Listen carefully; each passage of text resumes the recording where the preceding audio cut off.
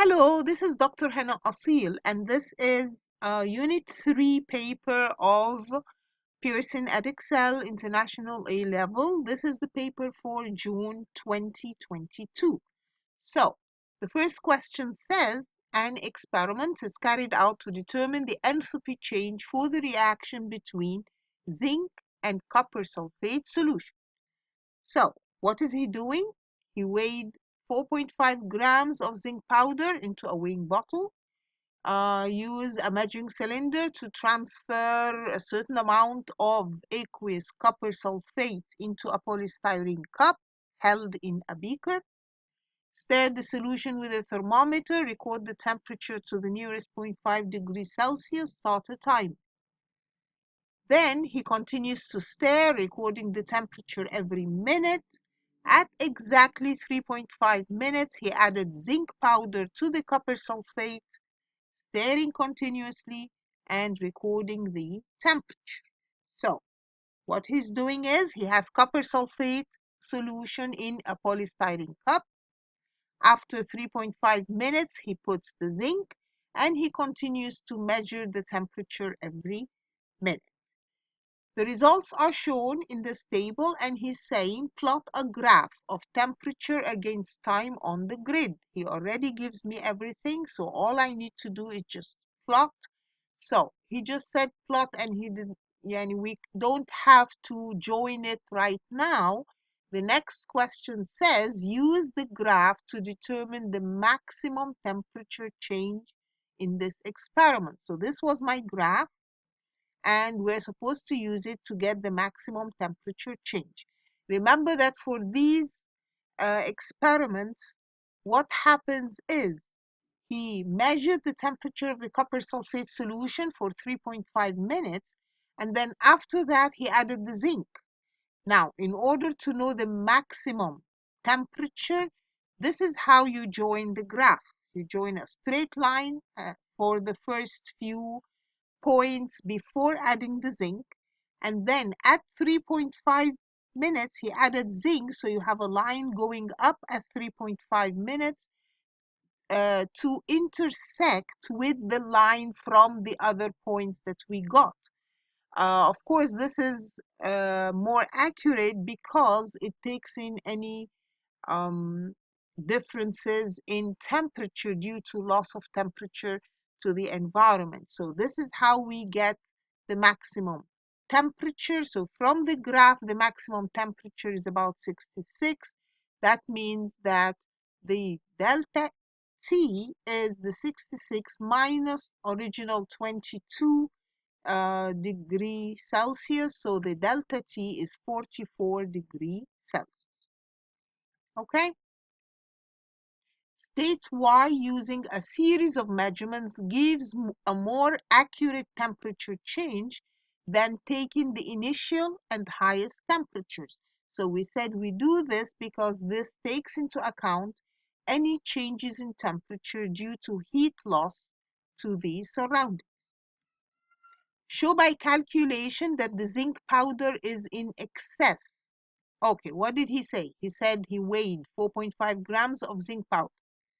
And then he used 50 centimeter cubed of 1 mole per decimeter cubed of copper sulfate solution. So in order to determine which one is excess, we calculate the number of moles of each one. So the number, and we said that the zinc and the copper should be a 1-to-1 ratio from the equation. So let's get the number of moles. Number of moles of zinc, he gives me mass, so it's mass over molecular mass, and this comes out to this number of moles. Okay, what about the copper sulfate? Well, I have a solution, so the number of moles of the copper sulfate is concentration times volume. Now I compare the number of moles of the copper sulfate to the number of moles of zinc. The equation says I should have a 1-to-1 ratio. So from the equation, the number of moles of zinc that I need to react with the copper sulfate should be the same as that of copper sulfate, which is 0.05 mole. But he added how much? He added 0.0688. So obviously the zinc is excess because all we need is 0.05 mole to react with the number of moles of copper sulfate. Calculate the energy transferred in the reaction. So remember the energy transferred in the reaction, that is Q. And you should know that Q is equal to mc delta T. The quantity of energy is equal to mass of solution times C, which is the specific heat capacity that we can use as 4.2 as he gives us, times the delta T that we got from the graph. So Q is, he used 50 grams of solution times the 4.2. Remember that centimeter cubed of solution is the same as the mass. So if he used 50 centimeter cubed of copper sulfate solution, it's the same as 50 grams times 4.2 times the temperature difference that we calculated. You should realize that the energy that comes out from this equation is in joules. So I can divide it by 1,000 to get it in kilojoules. State a second assumption other than the specific heat capacity of the solution that you have made in your calculation. Remember that we're saying the specific heat capacity of the solution is 4.2. This is assuming that it is the same as that of water.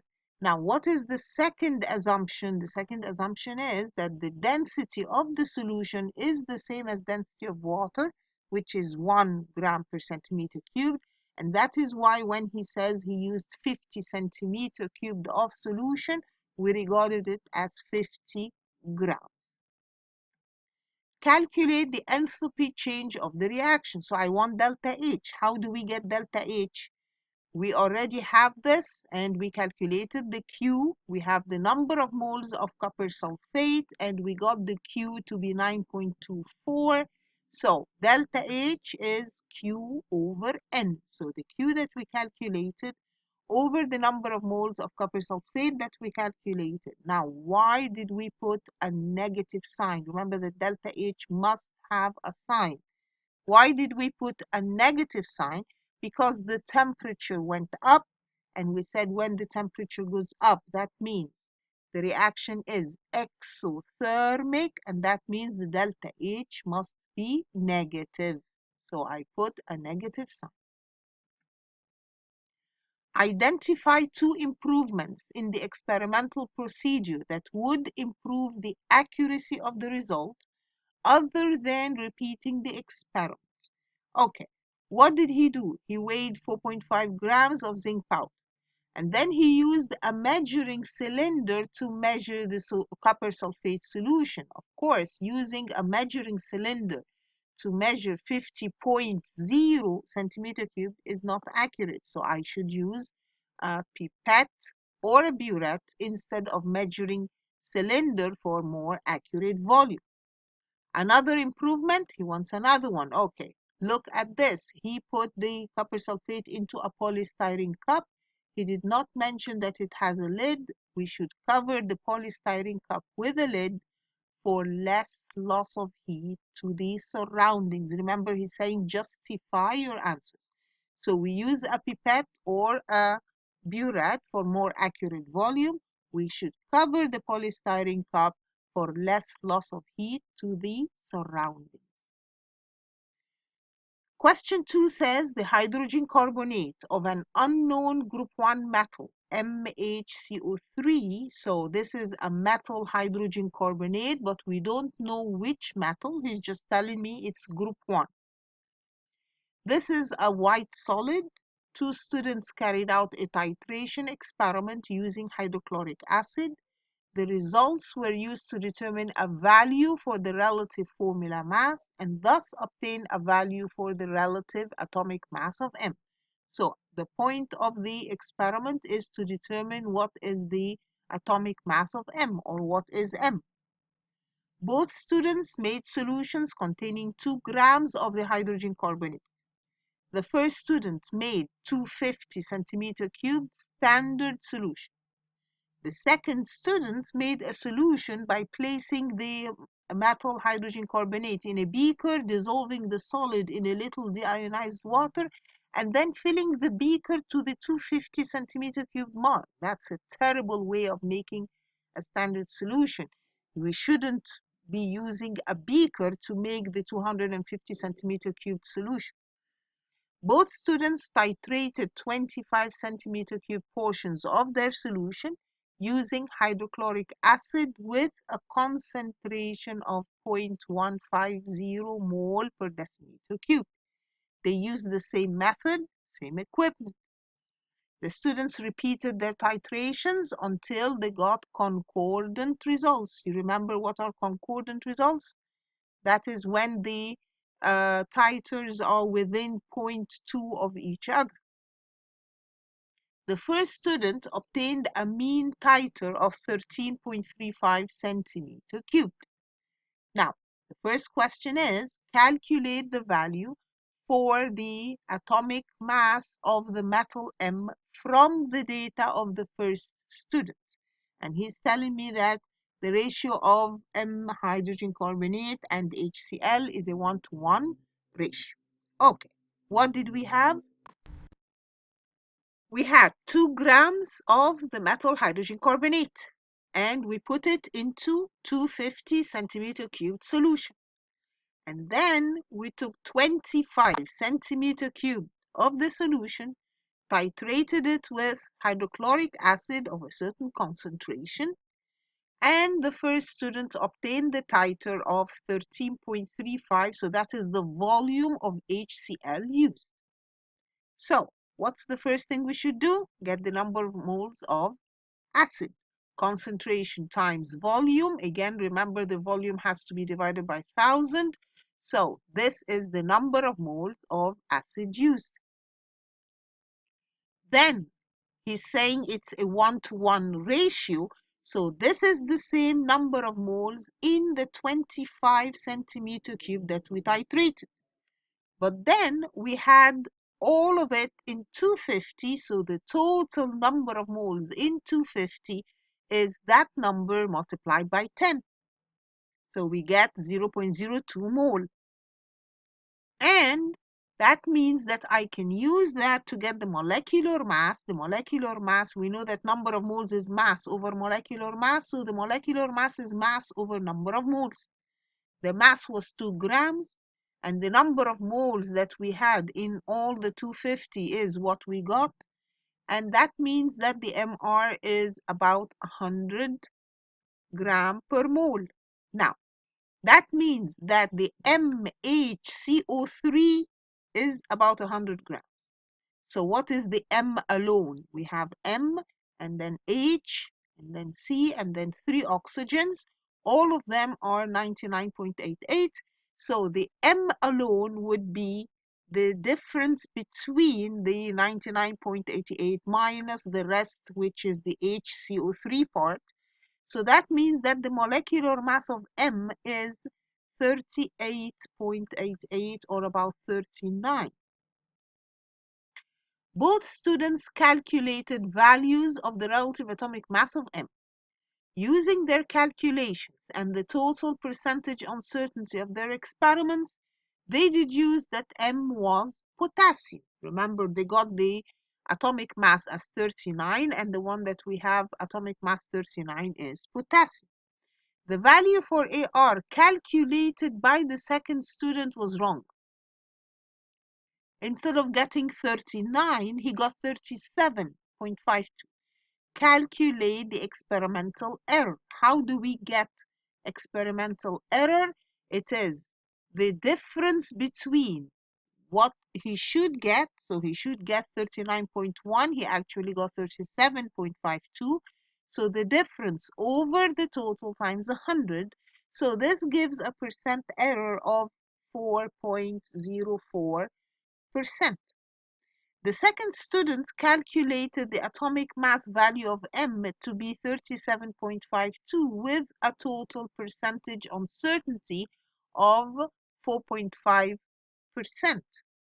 Comment on the value of 37.52 obtained by the student by calculating the range of values of AR.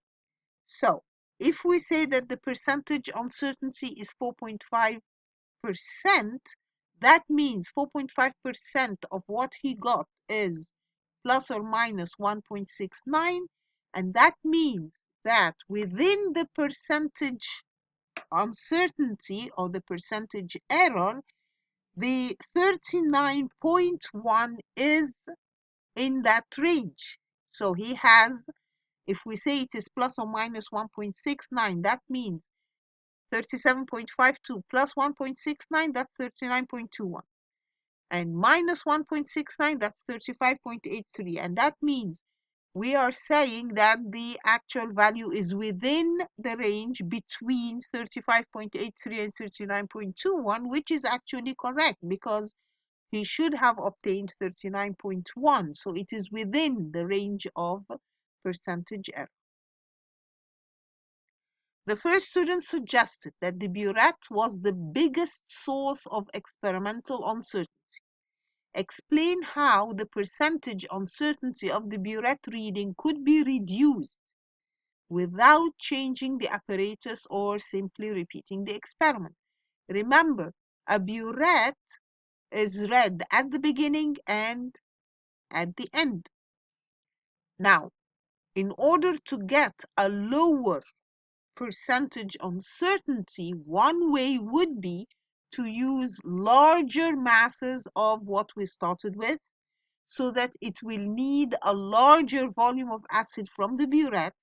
And remember that if the volume of we get from the burette is higher, then the percentage error will be smaller. If values are higher, percent error will be smaller. So in order to get a bigger value for the volume, we can use a larger mass of the solid at the beginning.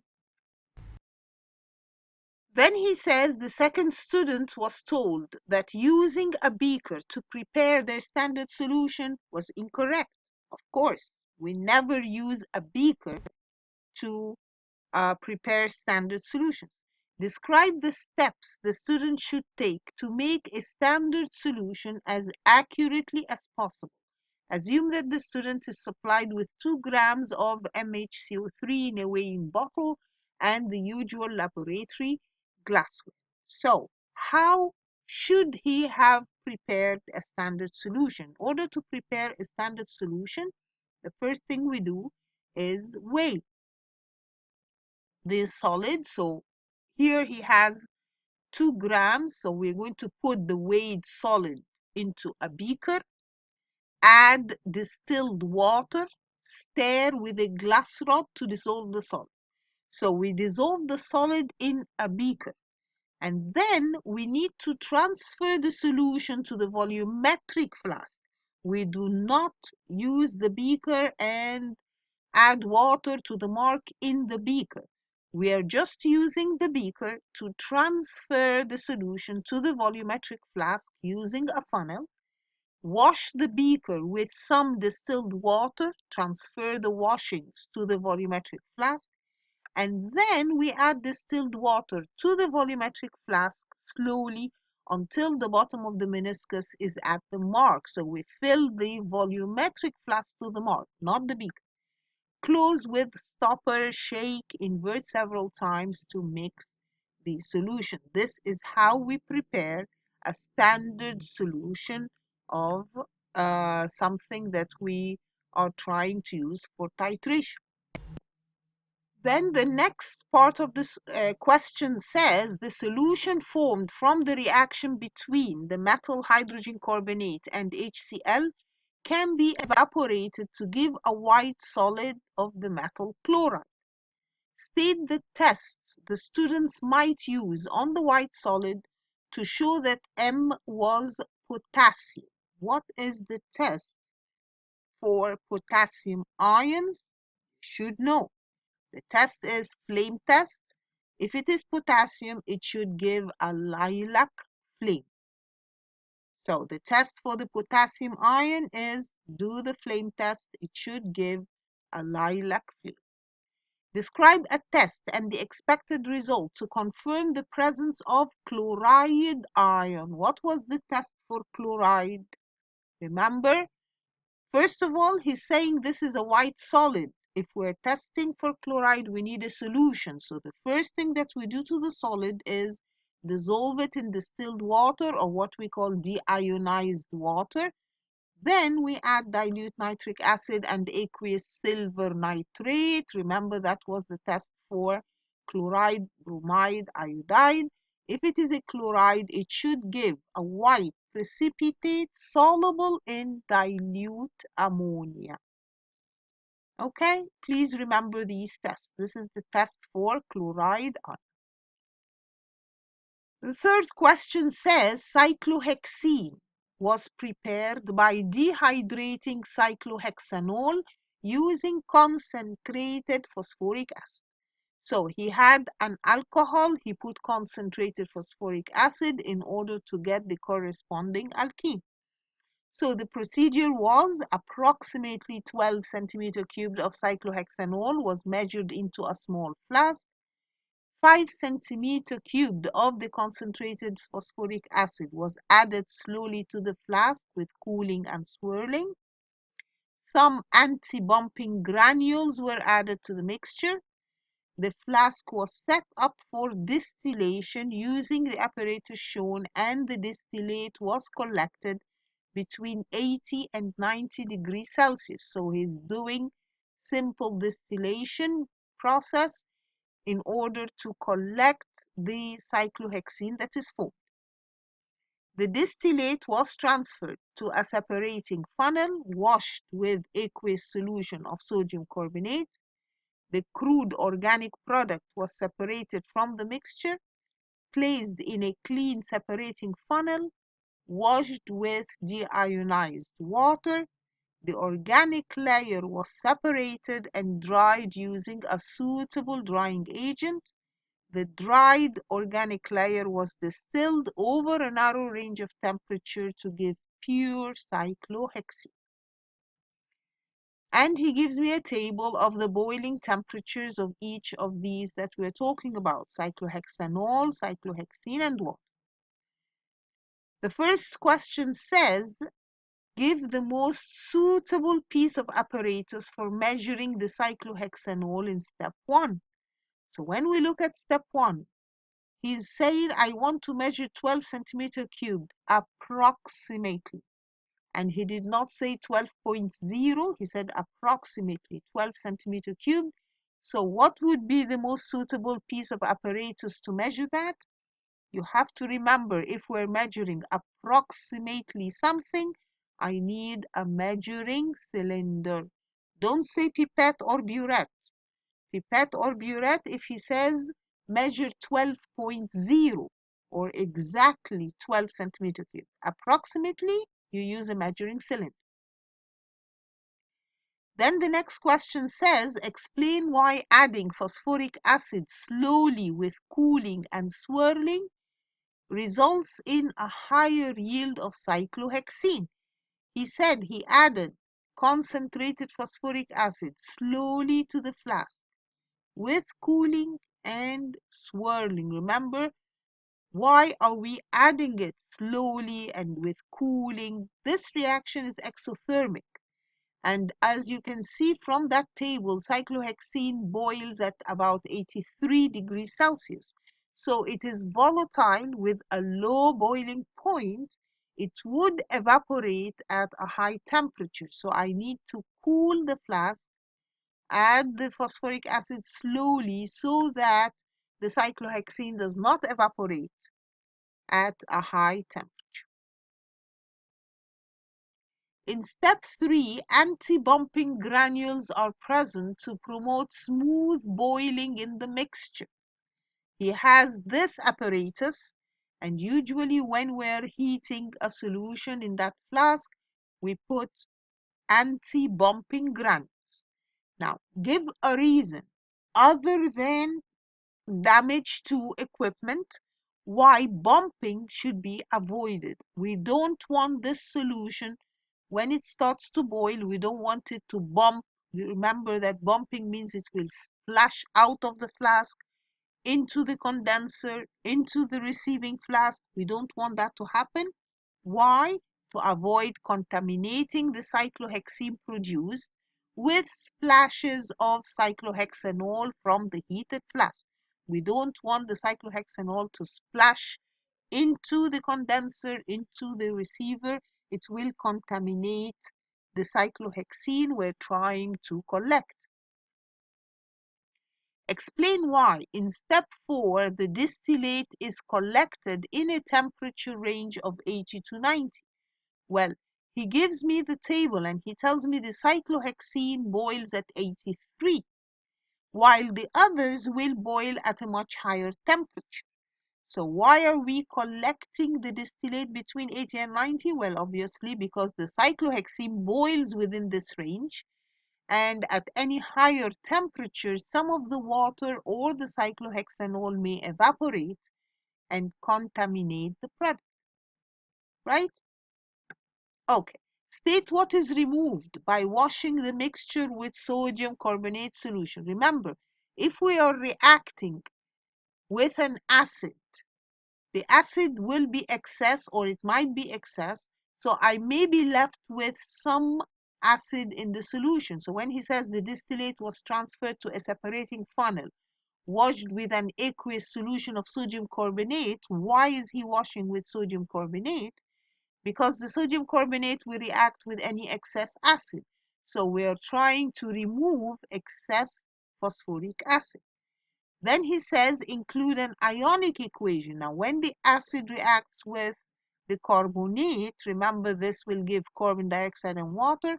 Ionic equations, we ionize whatever is aqueous. So the acid is aqueous, the sodium carbonate is aqueous, but the carbon dioxide and water, carbon dioxide is a gas and water is a liquid, so they are not ionized.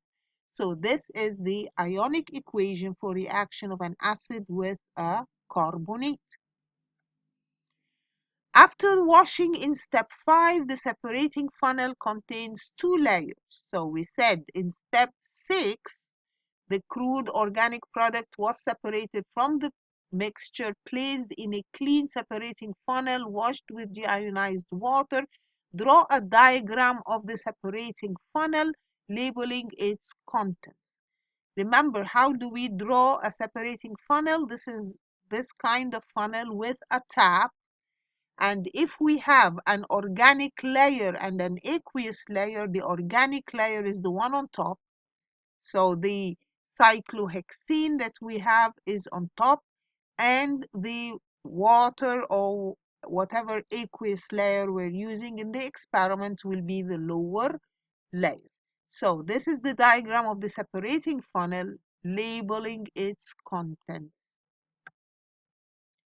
So just what might be removed by washing the product with deionized water. What is he trying to remove when he's washing with deionized water? Well, he's trying to remove something that is ionic, that dissolves in water. So what do we have in there? We had sodium carbonate with phosphoric acid. So we probably have some, or we actually have sodium phosphate in there in the solution. We're trying to wash it out so that it dissolves in the water and leaves the cyclohexene as a pure product.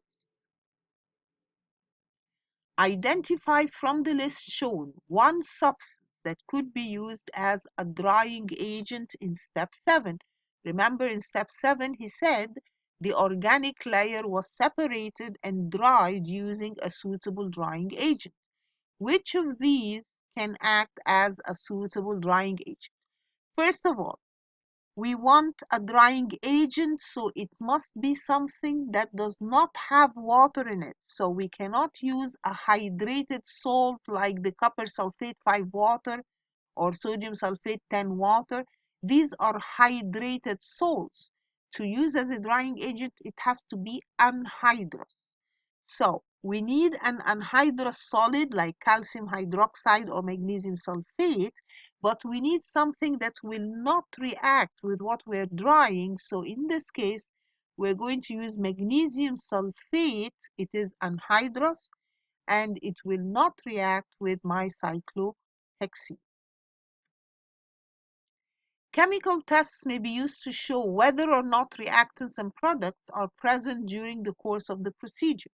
State a chemical test and the expected observation for a carbon-carbon double bond.